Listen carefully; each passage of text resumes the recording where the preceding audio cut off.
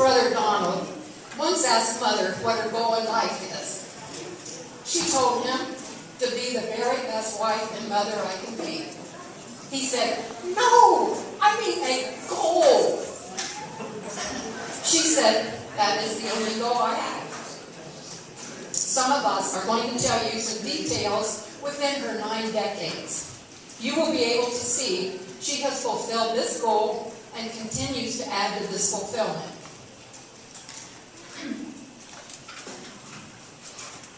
Mother was born to Wilbur and Clara Meyer on September the 20th, 1920 in Zanesville, Ohio.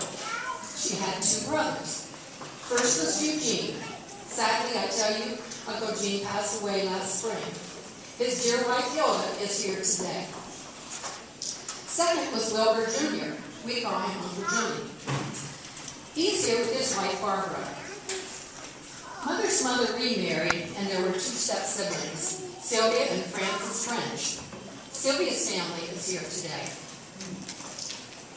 Remember your history now. The Great Depression occurred in this decade. Mother's family moved from town into the country. Now this becomes important in the 30s for our family, so wait for that. I have heard stories from my uncles and mother about how they loved being outdoors, playing, picking berries, discovering, inventing. Very happy times in spite of their few material things. So then came the 30s. 2 more children were born. Roseanne French, her family is here. Second was Lauren French, and his family is here today too. You know, because of that Great Depression, Mother had to quit school in the 9th grade. She was a babysitter and a housekeeper for a family named the Andersons. Her charge was Barbara. She determined to name her own daughter Barbara. Somehow, Mother had time to participate in a singing contest sponsored by a Zanesville radio station. She received a necklace and a ring as first prize for singing "It's a Sin to Tell a Lie." Her daughter Clara has the necklace on today. Now remember about that move to the country?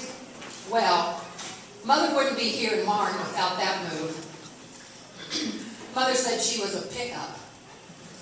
She waited at a truck driver for several days as he passed by her house. She met Paul E. Jones on January the 24th, 1939, when he stopped his truck.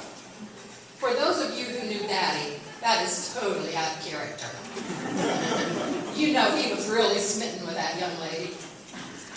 He was hauling coal from south of her house back to Newark to the TB Sanitarium on Price Road. Their first date was a shared drive there in the truck. Daddy shared his sandwich. They later stopped at a store, and Daddy bought Mother an orange pop and a maple bun candy bar. She said that was her first full bottle of pop all to herself. They dated that summer. One of their favorite places was Old Man's Cave. Be sure to see Mother's sexy picture over there. Daddy bought a 1939 white Nash before they married. Mother met Daddy's family. His mother, Margaret Jones, his sisters, Lorraine, Jenny, and Daddy, and his brother, Earl. And those family members are here today, too. Mother and Daddy were married November the 4th, 1939, in Canonsburg, Pennsylvania, by a Justice of the Peace, Bill Smith. Smiths and Joneses, you gotta be kidding.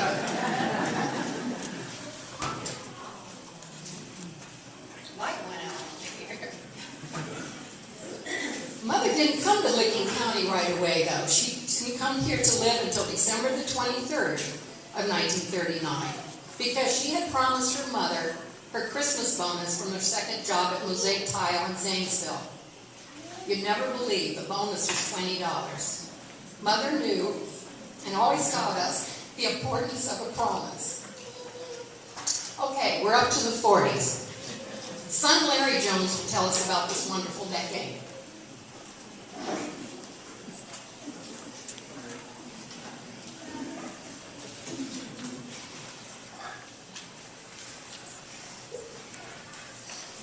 Okay, welcome to the 40s. You know, there's a lot going on in the world as family and friends were adjusting to the war conditions. And while there was a war going on, Mom was busy acquiring and raising a family. Sister Barbara was born in December, and 11 months and 2 weeks later, I joined the family. Another 11 months and 2 weeks along came Clarence. With 3 little ones, Dad elected to work on area farms and help take care of the family instead of going off to war.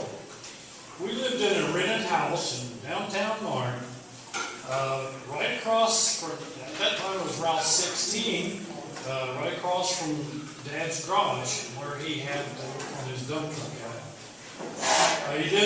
We then moved into an old schoolhouse on Fallsburg Road, which was part of our Uncle Homer's farm.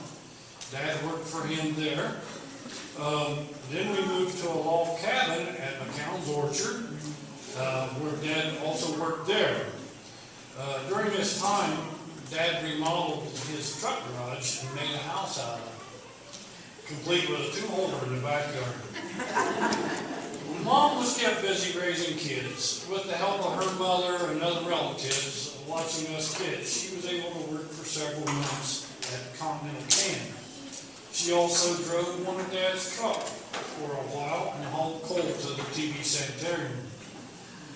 Mom bought a sewing machine and learned how to make most of our clothes.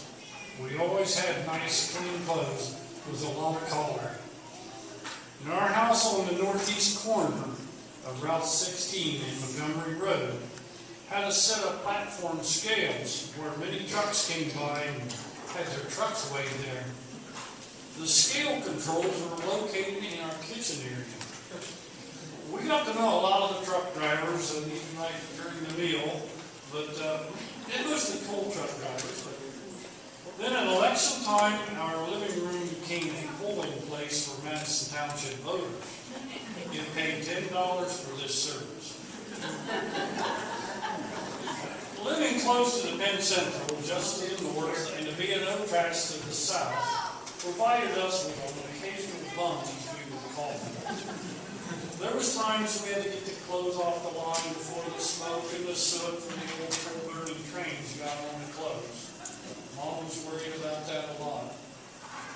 But Marne was a closely knit community in the 40s where we would go to different people's houses on Saturday nights and play cards and other games. Neighbors sat on the porches in the evenings and shouted to each other. Neighbors would share their baked goods and garden items with each other. Now these were tough times, but Mom and Dad provided the necessary hard work and sacrifices and guidelines to provide for our future. Thanks, Mom.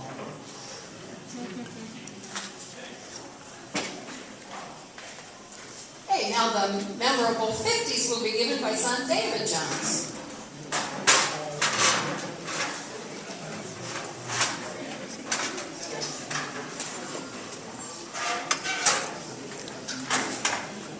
Hello, everyone. Thanks for coming. The 50s. Glorious 50s. Daddy built our big house down in Marne. Drove by it today. It's still there. Mom, you didn't know when you built that house that you were going to have some of the most tremendous football players ever.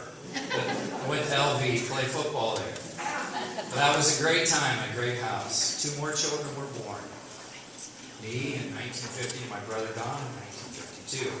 Mother was involved in the Ohio State Extension Service workshop, doing all kinds of upholstery and candy, marble slabs, bread making, all kinds of crafts and things like that.